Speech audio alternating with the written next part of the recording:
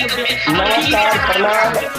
हम एसएन यादव विनोद यादव के तरफ से तमाम मिथिलांचलवासी के कोटि कोटि प्रणाम और नवरात्रि के ढेर सारी शुभकामना। बहुत खुश है मिथिलावासी आपके वही मुंबई के धरती पर आगाज पहुंच गया।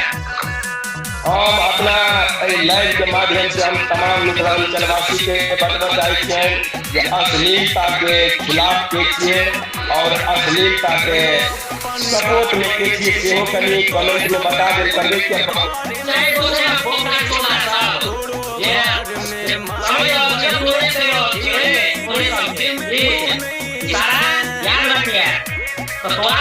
कुछ ने सवाल पावत को जवाब याद रखिए।